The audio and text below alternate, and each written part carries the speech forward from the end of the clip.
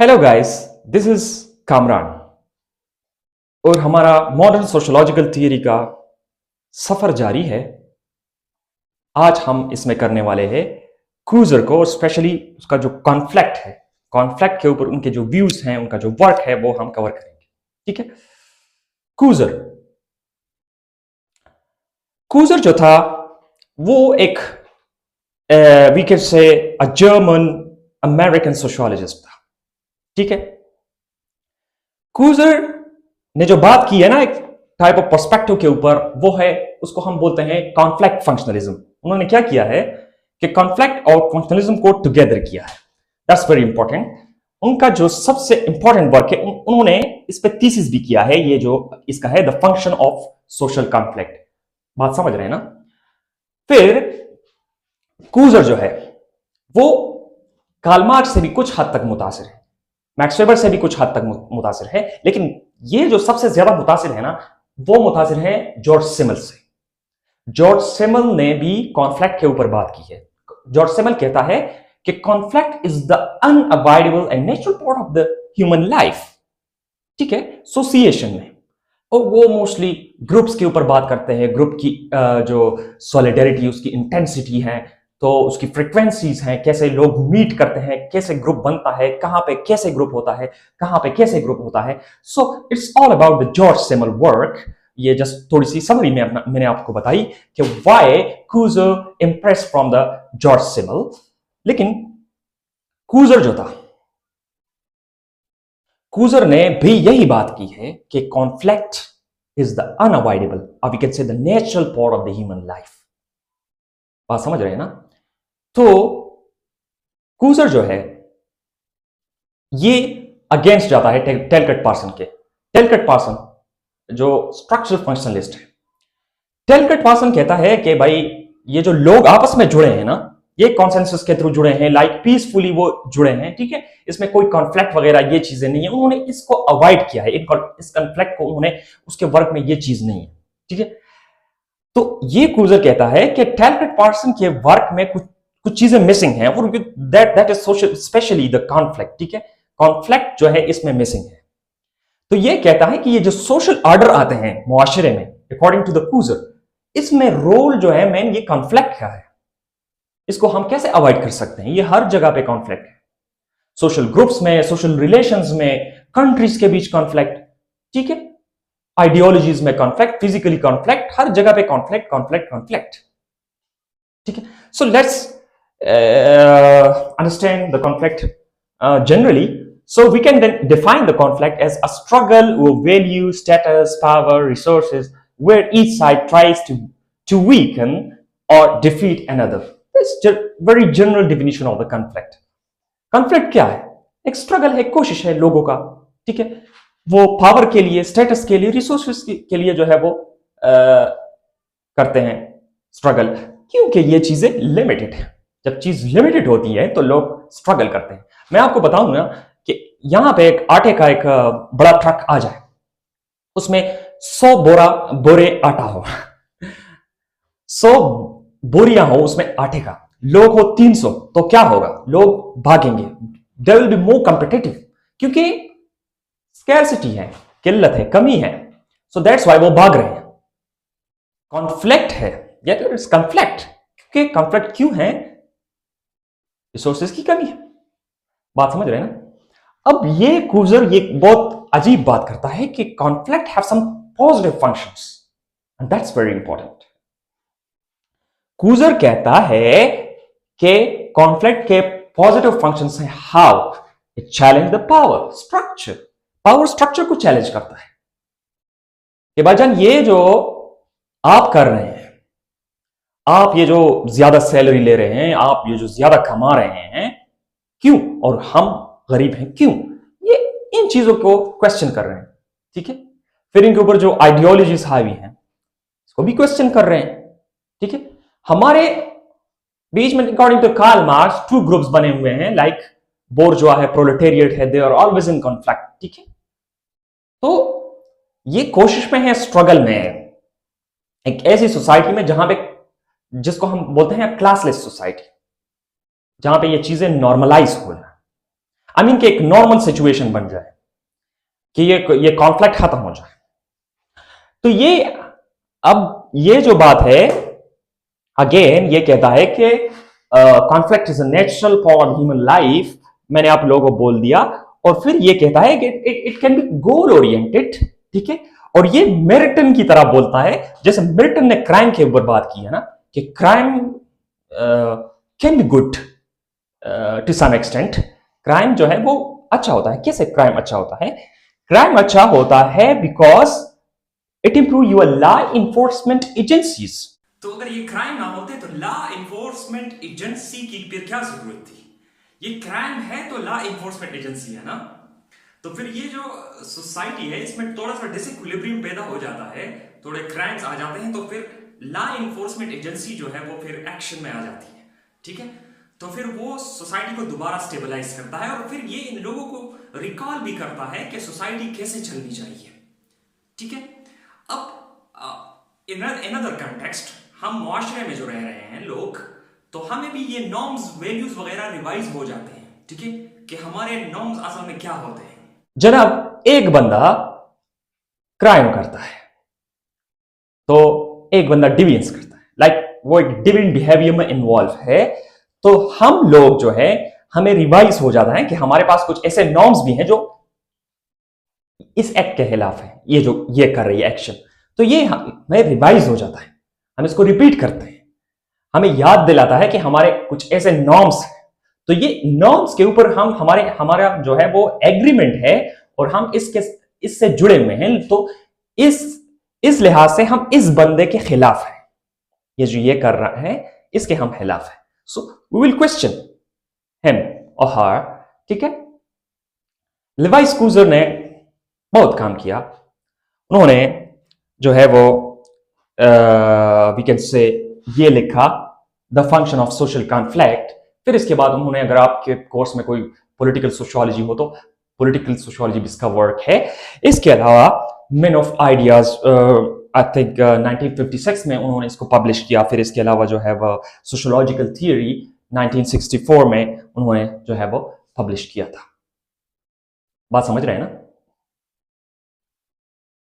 जनाब? तो अगर हम कार्ल मार्क्स को देख लेना, तो कार्ल मार्क्स कहता है कि ये जो कॉन्फ्लिक्ट है between two classes, bourgeois and proletariat, ठीक है, तो ये बायस बनेगा किस चीज का? रेवोल्यूशन का, ठीक है। ये कॉन्फ्लिक्ट ऐसे हद तक जाएगा कि लोग अवेयर हो जाएंगे, ठीक है, उनको पता चल जाएगा, ठीक है, जो अनप्रिविलेज्ड क्लास है, जो प्रोलेटेरिएट है, उसे पता चल जाएगा कि यार हम जो है हम नुकसान में हैं और हमें नुकसान दिया जा रहा है, और that would be the class consciousness, ठीक है। तो ये कहता है कि conflict arises when group feel deprived, ठीक है, बिकॉज ऑफ क्लास डिफरेंसेस, ठीक है। लोगों को पता चल जाएगा कि मेरा और उसका क्लास जो है वो डिफरेंट है, ठीक है, इनइक्वालिटीज हैं। बात समझ रहे हैं ना? तो दिस डिप्रिवेशन, लोगों को पता चल जाएगा ना, ये इनइक्वालिटी, कि हम डिफरेंट है। क्यों डिफरेंट है?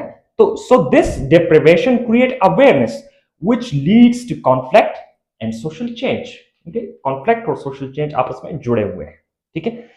तो मॉडर्न कॉन्फ्लिक्ट थियरी जो है उन्होंने अपडेट किया कार्ल मार्क्स के वर्क को, और उन्होंने क्या किया? एम्फसाइज किया on the difference between absolute deprivation as well as relative deprivation.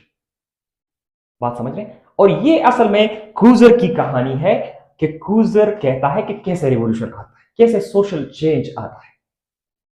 Deprivation क्या होता है? जनरली महरूम, कोई बंदा महरूम हो, ठीक है। एब्सोल्यूट डिप्रिवेशन क्या होता है? आप जरा सोचें। एब्सोल्यूट डिप्रिवेशन ये होता है कि बंदे के पास बेसिक नीड्स की कमी है, ठीक है, खुराक, कपड़ा, मकान, ठीक है। अब ऐसा बंदा जिसके पास ये चीजें ना हो, तो आप मुझे कॉमन सेंस यूज करके बताएं कि क्या वो सोचेगा कि एक बंदा जो है ये हमारे ऊपर जो है वो अपना पावर इंपोज कर रहा है, या मैं कुछ आइडियोलॉजीज को जो है वो क्वेश्चन करूं? क्या ऐसे हो सकता है? मेरे पास इतना टाइम नहीं है, मैं भाग रहा हूं, दौड़ रहा हूं कि मैं कुछ खाने के लिए पैदा करूं। मुझे उन चीजों के लिए क्या टाइम है? मेरे पास तो वक्त नहीं है उन चीजों के लिए कि किताबें पढ़ूं कि हाँ हमारी तारीख, हमारी हिस्ट्री ऐसे आ रही है, फलां बंदे ने ये किया, फलां गवर्नमेंट ने ये किया लोगों के साथ, ठीक है। मुझे अब इस सूरत हाल में रह के, इस कॉन्टेक्स्ट में रह के, रात के खाने के लिए मेरे पास कुछ नहीं है, तो मैं गवर्नमेंट के ऊपर या मैं आइडियोलॉजीज के ऊपर कैसे सोचूं?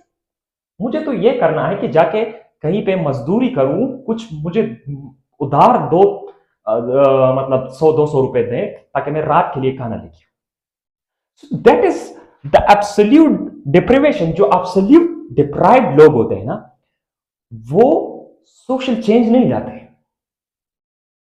सोशल चेंज वो लाते हैं ना जो रिलेटिवली डिप्राइव्ड है। कैसे? मैं आप लोगों को समझाता हूं। देखें,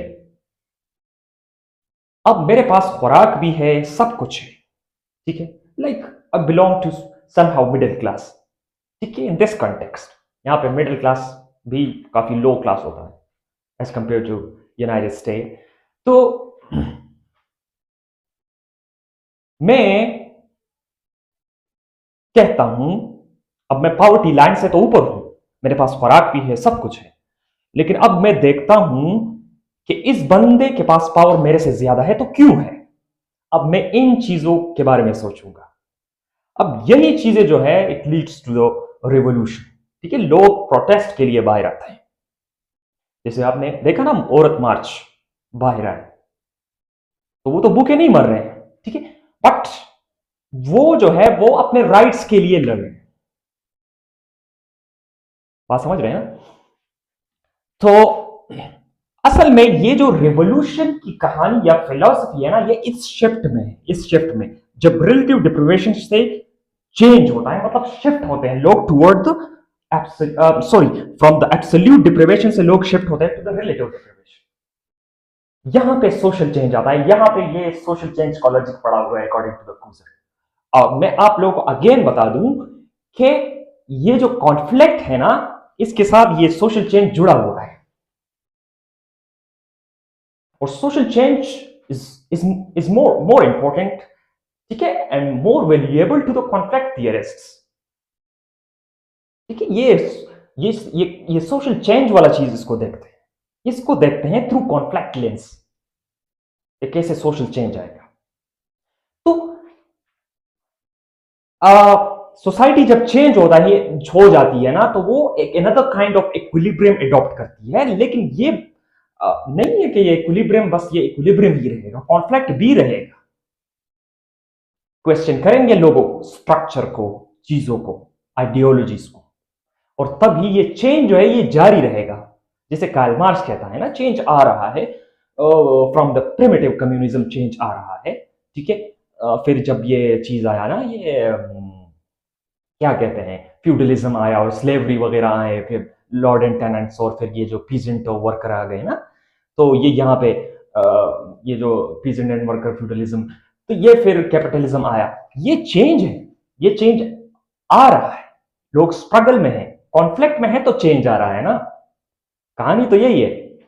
तो अब ये भी यही बात करता है कि चेंज कैसे आएगा, तो चेंज ऐसे आएगा जब लोग इस शिफ्ट हो जाएंगे toward absolute, sorry, toward relative deprivation, ठीक है। तो जब लोग इस काबिल हो जाएं कि वो सोचने लगे कि हमारे जो बड़े बड़े लीडर्स हैं उनके पास इतनी सारी गाड़ियां क्यों हैं, फला मुल्क का प्रेसिडेंट तो साइकिल पे जाता है, तो ये क्यों जा रहा है इतनी बड़ी बड़ी गाड़ियों में, ठीक है। या हम कहते हैं, इवन आप अपने मुआशरे में देख ले कि हम कहते हैं कि यार एक बंदा मेरे स्केल के बराबर है, तो इसके पास 2 गाड़ियां क्यों है, मेरे पास 1 गाड़ी क्यों है? कुछ मसला है, कुछ गड़बड़ है। तो फिर ये चीजों को क्वेश्चन करने लग जाते हैं। बात समझ रहे हैं ना? क्योंकि लोग समझते हैं कि यार कुछ राइट्स में मसला है, ठीक है। बहुत सारी चीजें लोग क्रिटिसाइज करने लगते हैं। तो ये असल में ये चीज जो है, ये कूजर जो है वो एलाबोरेट कर रहा है। अब ये तो हो गई सोशल चेंज की बात थ्रू कॉन्फ्लिक्ट।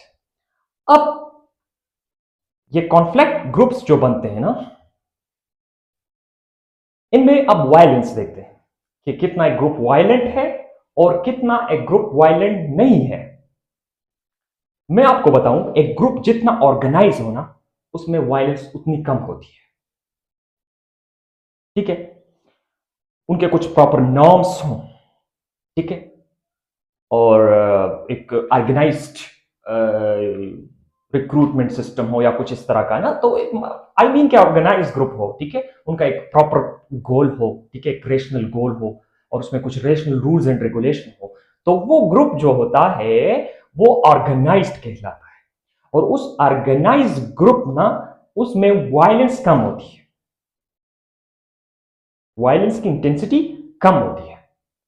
अब ग्रुप कब वायलेंट होता है, कूजर ने हमें बताया है। कूजर ने हमें दो बातें बताई हैं, एक इमोशनल इन्वॉल्वमेंट की बात की है और दूसरा ट्रांसेंडेंट गोल की बात की है। सादा सी बात है, कॉमन सेंस आप यूज करें, जिस ग्रुप के साथ आप इमोशनली अटैच है, उसके साथ आपके कुछ इमोशनल मतलब इन्वॉल्वमेंट आप है, उसमें इमोशनली इन्वॉल्व है, तो वो ग्रुप उतना वायलेंट होगा। आप देखते हैं ना प्रोटेस्ट में लोग, अक्सर ऐसा होता है कि लोगों को अपना जो गोल है ना, किस मकसद के लिए निकल आए हैं, वो सारा कुछ इमोशन में भूल जाते हैं। ठीक है, तो वो इमोशनली इतना उसके ऊपर इमोशन इतने हावी होते हैं कि वो जो जो उनका रियल गोल है वो भूल जाते हैं।